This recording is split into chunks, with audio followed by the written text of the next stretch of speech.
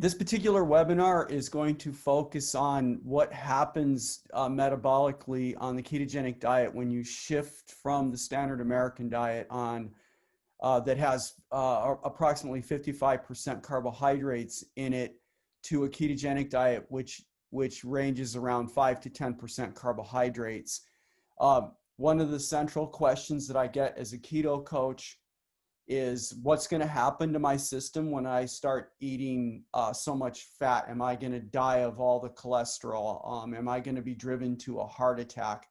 And this question comes up not only with my clients, but also arises when I'm in social networks and so on, and people are asking me about the keto lifestyle. And more often than not, they inquire about all the fat that they're going to be eating. And this also happens when I'm having discussions with people that are suffering from one of the three major metabolic disorders, which would be type 2 diabetes, severe obesity, or in fact, cardiovascular disease. And over decades, we've had it beaten into our head that eating diets that are high in cholesterol, high in fat, high in saturated fat are bad for us. So what I'm going to address here as a keto coach is what the reality of that situation is. First, I want to say that I'm a diabetes educator and a keto health coach. I have a PhD in biochemistry.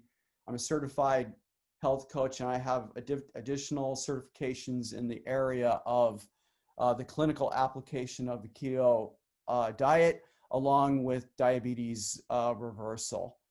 I see my role as being the bridge between the doctor and the patient and or client, because the scenario usually is one where the individual has gone to see a doctor and they find out that they're suffering from perhaps one of the three big metabolic disorders, which I just mentioned a minute ago. And if the doctor is worth their salt, then the individual is going to be presented with two different roadways to recovery. One roadway is the favorite of the medical establishment, and this would be through medication and management of the condition. The other roadway is to shift their lifestyle from one of the standard American diet, which is high in carbohydrates and high in insulin expression, which happens to drive these metabolic disorders, to an eating plan which is low in carbohydrates, high in fat, and moderate in protein. I'm dedicated to helping people reverse diabetes, obesity, and cardiovascular disease. My disclosures are that I'm a health coach and I make money from helping people reverse their diabetes, obesity, and cardiovascular disease. And recently, Keto Revolution, which would be me and my daughter, released a keto course in collaboration with the Nutrition Network, so we make money from that. We also have a book on Amazon, which we make small amounts of proceeds from that. So let's start first for what we know about eating fat on the ketogenic diet and the literature. So I'm presenting here a reference from the Verta study that came out 1 year after they had about, I think, about 262 individuals on a well-formulated ketogenic diet with the sole purpose of reversing type 2 diabetes. And this particular paper looks specifically at the markers that are tied to cardiovascular health. Now, Verta has since published more data. I have chosen this paper because they outline very nicely the particular markers that we want to focus on. And here what you're looking at are the results that they got after the 1 year with these patients in their research regime. So these people were on a well-formulated ketogenic diet, 50 grams of carbs or less a day. Calories were replaced by elevating the fat to anywhere between 70 to say 85%. And you can see when you look closely at this that most of the cardiovascular markers improve. So I'm going to summarize this before I get to my own data. So if you look at the hemoglobin A1C, which is a marker for the amount of sugars that are attached to red blood cells, you see that this percentage decreases or decreased for their patients. I'm going to be talking more about this. Blood pressure over the course of the year went down.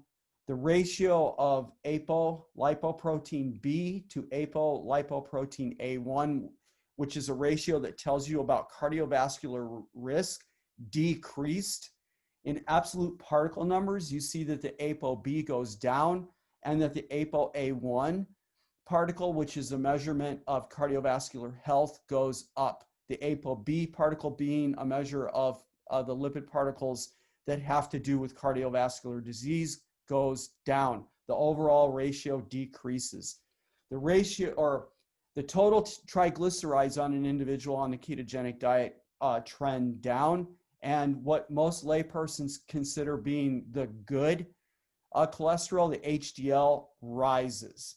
All right, and then they have what they call here the 10-year atherosclerotic CVD risk score. That would be the ASCVD. And you see that that score for these individuals, I think there was 262 patients in this study, went down. Of all the markers that rose, there is a slight increase in cholesterol. And I will address that in my own numbers coming up, but it's important to realize, moving to the next slide, that there are numerous references now that show that cholesterol, and in particular LDL cholesterol, is not connected as a causal factor in cardiovascular disease. It over decades, you see an association between LDL and cardiovascular disease, but you have no causal role. So there's no connection between LDL cholesterol and coming down with cardiovascular disease. It's important to mention that, since on the ketogenic diet, you're going to see a slight rise in your cholesterol.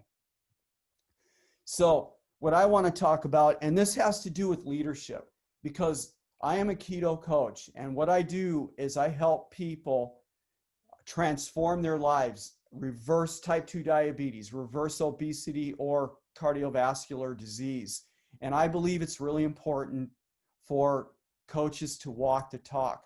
So I have been collecting my numbers over the last 2 years, and actually 1 year and 7 months to be specific about it.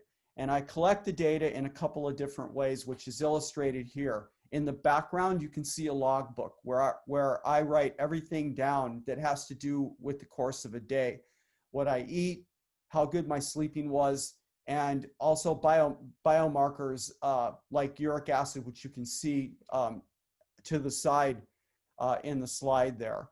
And then I'm also using the Heads Up Health app, and this is the most advanced, most versatile biomarker app that we have right now in the United States, well, actually in the world. And this is a remarkable app because it allows the coach, which is me, to look at the back end of the biomarkers that my clients enter. But I also enter my own biomarkers here. And the beauty of this app is that you can very easily analyze trends at the click of a finger. You literally can click on the number that you see, and you can go to a platform that allows you to graph the trends, and the trends are really important. That's what we're looking at here when we want to talk about our cardiovascular risk in regard to all the fat that we're eating. So the biomarkers that you see that I'm illustrating here are my weight, my blood glucose, my blood pressure, and my ketones. To be specific about it. So even for my clients, there are 4 biomarkers that they have to list every day. We at least we ask them to list every day, and that would be the weight, the blood glucose, the ketones, and blood pressure. So now let's look at my data. And this is over the last 1.7 years. I want to see if I can move this picture. No, I can't. All right. No, I can't. All right. So if you look at my blood pressure data, and now you can see in terms of the dates that I'm only collecting from last February here. And that's because that's when I started using the Heads Up Health app. Although I've recorded blood pressure data going way back 1.7 years. We're just looking at the trend since last February.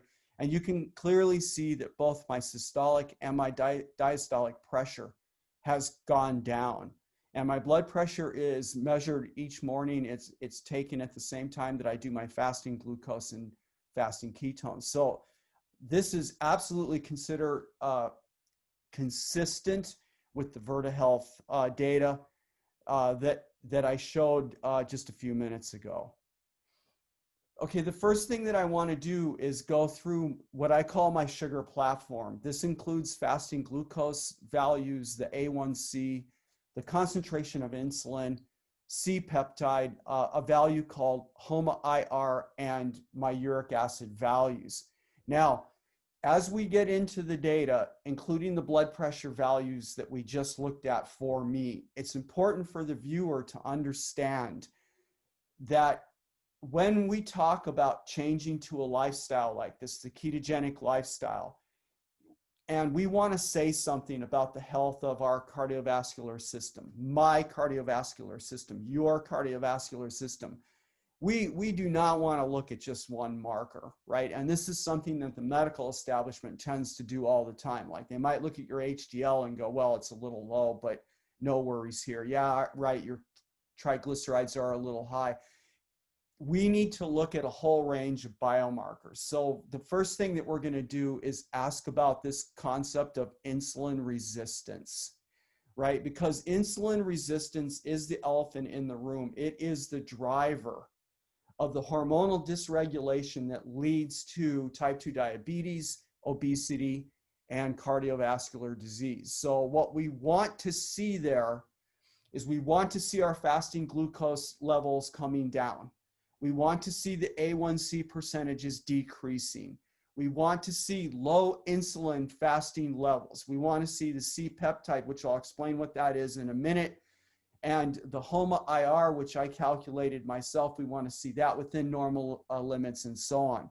So if I draw your attention to the left side of the table, and as we look at this, recognize that if you're a cardiovascular patient, it is entirely possible for you to have completely normal fasting glucose levels and still have significant insulin resistance, which is driving the cardiovascular platform. But for some of us, right, out of these three things, the type 2, the obesity, and the cardiovascular disease, for many of us, our fasting glucose levels are going to be high to start with.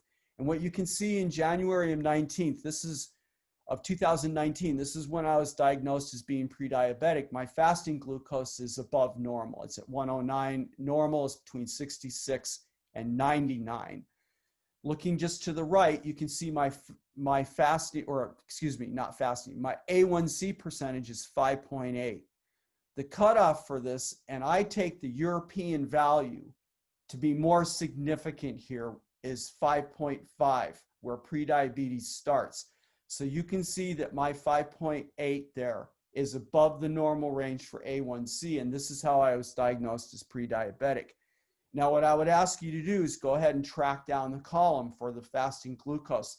And you can see in October 2020, which was just a few weeks ago, that my fasting glucose at this point is completely normal. In fact, it was normalizing when I went on the ketogenic diet very, very quickly. Your sugars and A1C adapt very quickly to the ketogenic diet versus the lipid profiles that I'm going to be talking about in a minute, right? So there is a difference in timing with this stuff that you're going to see when we talk about the data.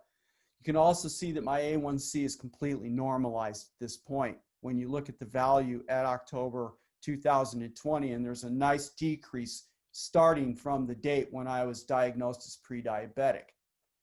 Now, insulin is a marker of insulin resistance from the point of view that it should be expressed at low levels when you're in the fasting situation, because you haven't eaten for 12 hours, and there's no reason for the insulin expression to be high because you haven't internalized anything that's going to be broken down into glucose and and then be in your blood supply, right? So you should see relatively low levels. What you'll see is in May of 2019, my insulin, fasting insulin was at 3. And May 19th is crucial because this was at a point when I had only been on the ketogenic diet for 2 months. All right, because I had started in late February, early March on the ketogenic diet of 2019. Now you can see in October 20, my insulin is down to 1. Both of those values, to be candid about it, are in the normal range. Generally speaking, unless I was at a value of 25 or above, where this would be considered abnormal. The C-peptide, the reason C-peptide is important is because when insulin is first produced, it's a protein that has to be processed. And so there's going to be a cleavage that happens. This generates the insulin that goes off and does what it's going to do, leaving behind this fragment. The reason why measuring C-peptide is important is because the actual amount of insulin in your blood varies over the course of a day. The C-peptide, on the other hand, is constant.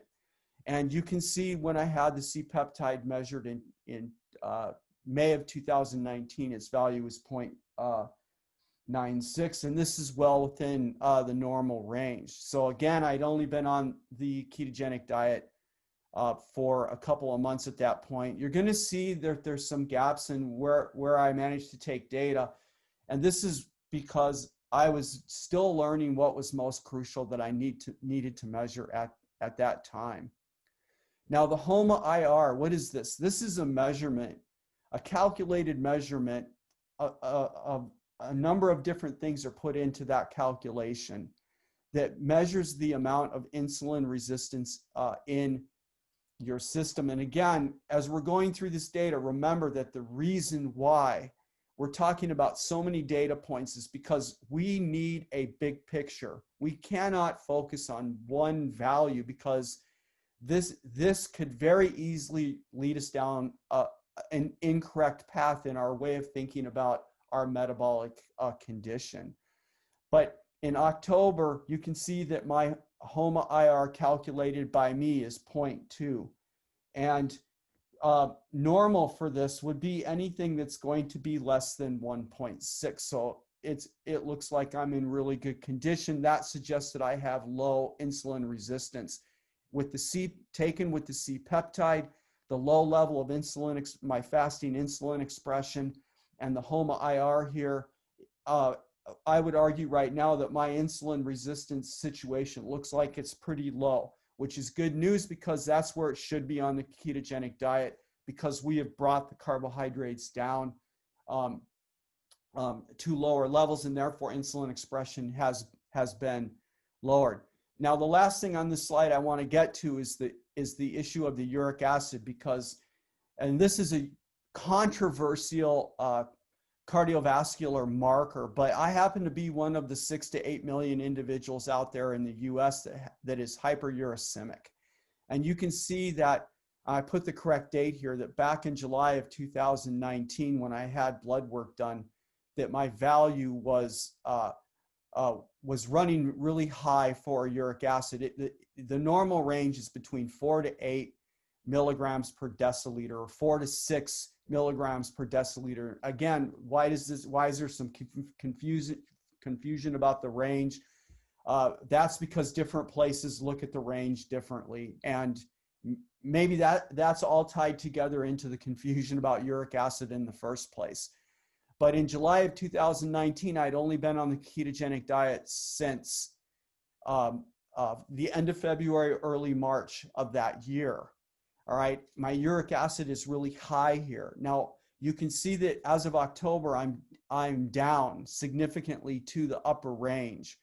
And starting in July, I measured my uric acid every single day, and sometimes several times a day, to try and understand the natural flow of that particular material based on the amount of exercise I was having, the amount of food, and so on.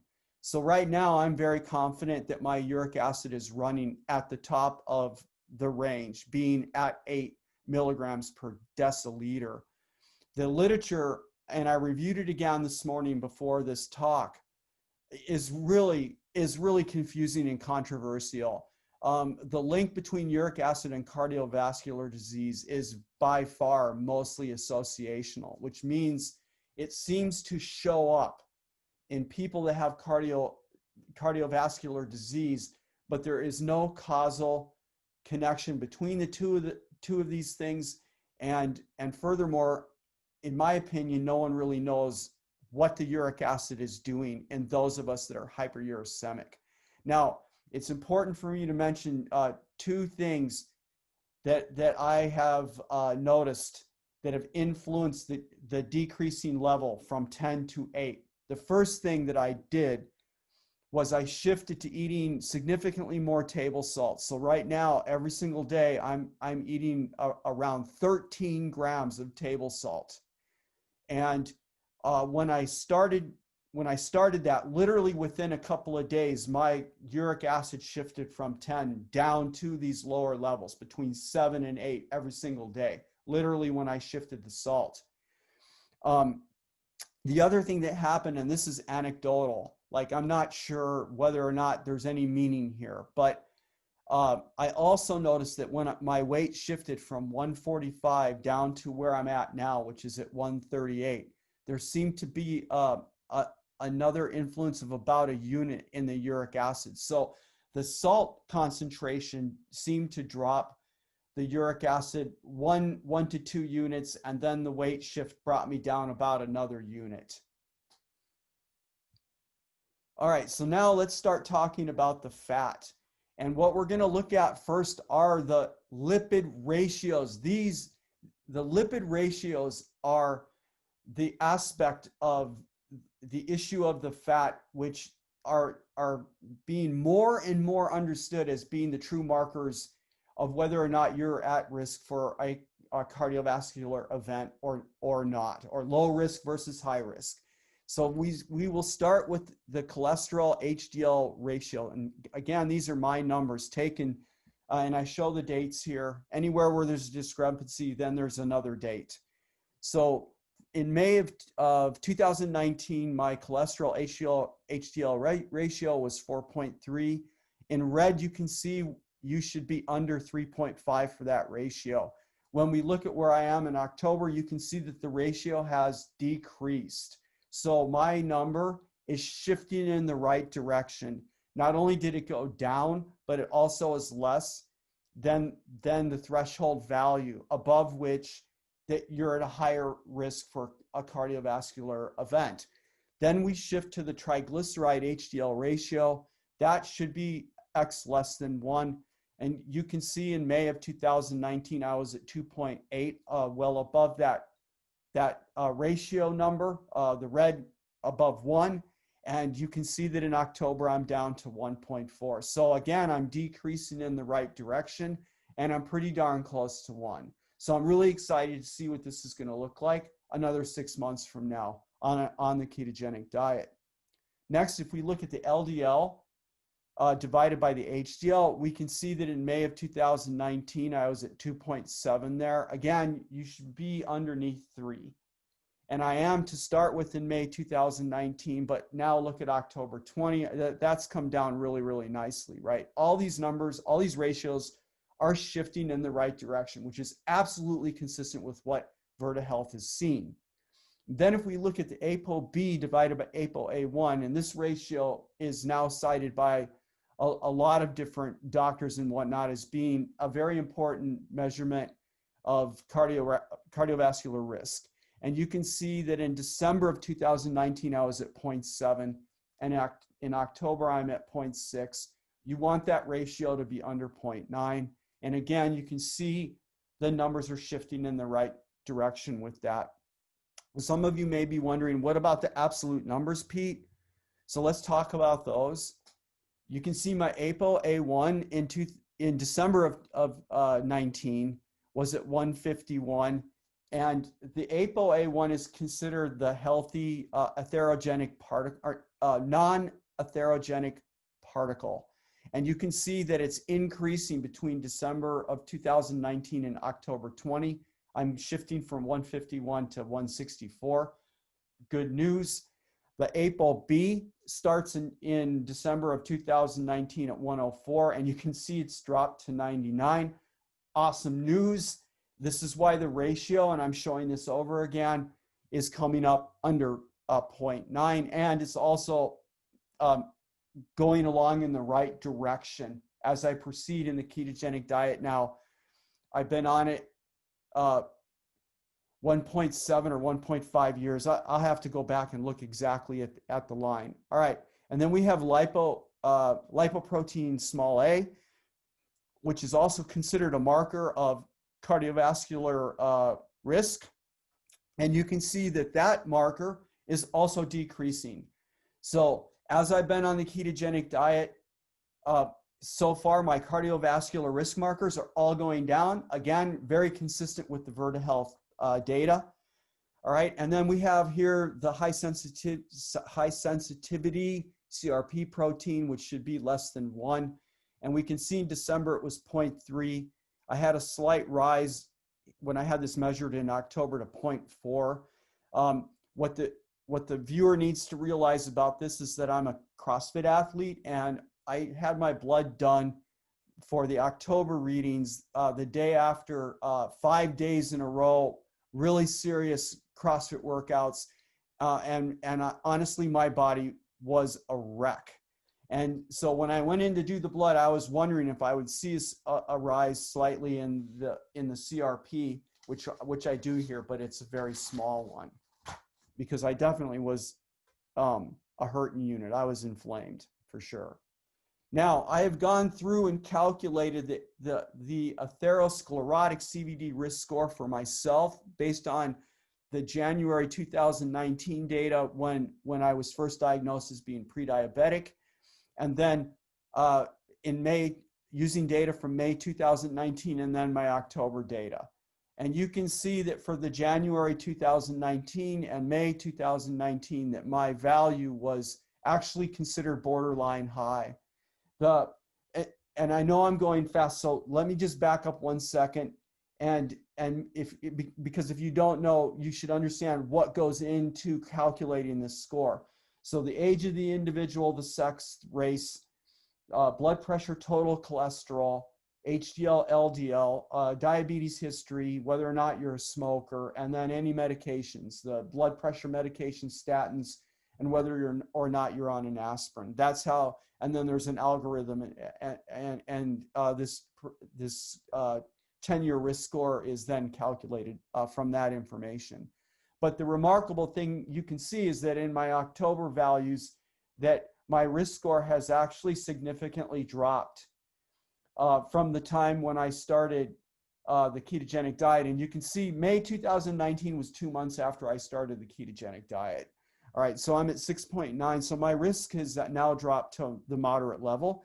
And I'm interested to see, 6 months from now, whether or not the score actually goes down even more. The next thing I did was I went to Dave Feldman's site, cholesterol code, and I entered my data there too. And what you're looking at on the right is my cholesterol, the absolute number data from May of 2019. And then on the left is my data from October 2020.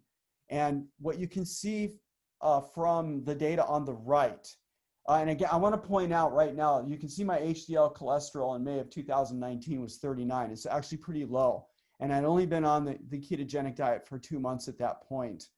I want you to keep that in the back of your mind, because I honestly think when you first start the ketogenic diet that the numbers are actually pretty erratic with things that are going on. Not only with the lipids, but I also think the blood sugars, if I was to page through my logbook and show you those values, you'd see on some days my blood sugar was high, very high for a fasting level, and then on other days it was low. And I think that you see this scatter too in these lipid components, but now we're a year and 7 months out, and the values on the left, you can see that my HDL has now shifted to 54, right? It absolutely has shifted in the right direction. And then like the Verta study showed, my total cholesterol is slightly up, right? It's around 179 from 157 back in May of 2019. But let's get to the CVD risk scores. So if we compare the athero index of plasma on the right, you can see I'm in the lowest risk third right there in May of 2019, but look at the number, it's 0.082. And then shift over and look at the number for the same index in October of 2020. Even though I'm in the lowest risk third, it's negative 0.2. So I'm at lower risk now than where I was started based on this algorithm, which takes into consideration all of the things that I'm showing here, the different cholesterol values of that time and whatnot.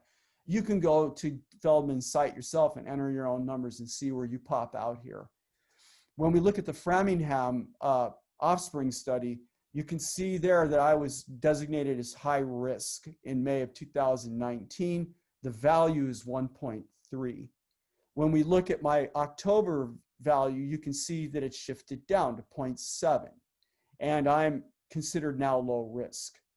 And then lastly, the Jeppesen risk tertile. Honestly, I'm not sure how to interpret this. It shows that I have medium risk here. When I went to the original publications, I wasn't able to sort out how they went from the Jeppesen data of that study to an algorithm. So it appears from that one that my platform hasn't really changed. But then again, remember what we're talking about here. When you're trying to evaluate your risk platform, you know, where am I in this lifestyle? Where am I before I even start this lifestyle, right? What we're looking for here is a global picture of this, not just one value. And my global picture coming to this point is excellent. Almost every single marker I've talked about or showed you so far is either improving in the right direction, or it's an absolutely outstanding value to start with. Okay, other markers that I look at here. In October, I also had an analysis on the ratio of my omega-6 and omega-3s basically found in my membranes. And the ratio that I have right now is 5:1. The ratio in the American population is much closer to 20:1, omega-6 to omega-3. The ancient ratio is predicted in our ancestors to have been about 2.1. Now, this is not something that I have done before October, so I can't talk to you about trends, but I was very happy to see this ratio of 5:1, given that the condition of membranes is super important to us in the prevention of metabolic diseases.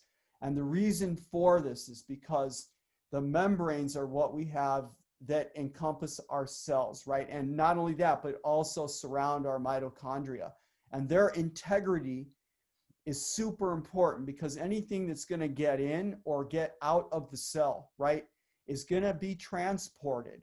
So what the surface of our cells look like from a three-dimensional aspect is really going to be important, because these molecules that are interacting with the membranes do so. And I think the best metaphor for this would be like a key fitting inside a lock. All right. And I think everyone who's listening to this out there realizes that if you take a file to a key as an example and just file off all the stuff, so now it looks different, when you put it in the lock, it's probably not going to work, right? And so from the point of view of evolution, the ratio of O6 to O3 in our membrane should be on the order of around 2:1. My ratio is down around 5:1. I'm really, really happy about that. This is something that I am now going to track going forward, and I'm anxious to see what this looks like 6 months from now. I looked at my liver enzymes, and I also looked at my kidney numbers. I'm not going to go into those here except to say that they're all in the normal range. So in summary, to bring this to a close, all right, so what was the premise of this? One of the questions that I get really, really often, whether I'm talking to family members and extended family members, whether I'm talking to people that I've met in some kind of social thing and I've talked to them about what I do, or they're asking me, they've heard about me and they're asking about, well, what about this keto thing and all the fat and stuff like that. Also, from the point of view of a professional, I'm reaching out there and I'm helping people that are type 2 diabetic, or they have serious cardiovascular disease, and you know, and I'm advocating to them that they need to be on a diet that's around 70% fat. The carbohydrates brought way down to about 50 grams or less a day, right? Am I doing the right thing? Is having all that fat in the diet healthy? And I know what the Virta data says, but it's one thing to have a published paper in front of you, and it's another thing as an individual to do this yourself. And then, you know, am I an outlier, or is this working the same way? Where am I? And so I have put myself through the same, or at least as much rigor as I could. And I see that what's happening in my own body over the course of the last 1 year and 7 months is absolutely consistent with the Virta data. And I feel really solid about how wonderful the system is for, one, reversing the conditions that I've talked about and the overall health of the individual. And I haven't even gotten into talking about the increased energy levels that you feel and so on, and some of the other things that I'm going to say here. Weight reduction. I was at 168 pounds when I started this lifestyle, and now I'm down to an average of about 138, and that's about a 19% reduction in weight. All right, I'm really a lean person now. All right. In terms of what Stephen Phinney and Jeff Volek, two of what I consider the prominent scientists in this area, say about adapting your metabolic system, adapting to this lifestyle, we call this keto adaptation. And there are some things that I think happen very fast once you drop the carbohydrates down in the diet. That would be the sugar platform. The fasting glucose is going to normalize very quickly. The A1C is going to come down really, really fast, as long as you're compliant in the lifestyle. However, I think that dyslipidemia takes longer, right? I think that transformation is still happening with me, and it probably will take another year, maybe 2. I'm not sure about that, but we'll see, because I'm going to be measuring my values every 6 months now. I know that I am a CrossFit athlete, and I'm working out 4 to 6 days a week in a very intense regime.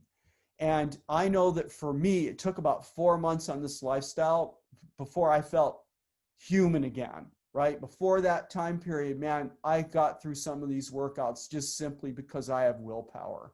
So I know that the shift in terms of exercise takes longer than, for sure, just a few weeks. And if you're older like me at 62, for us older individuals, you're talking about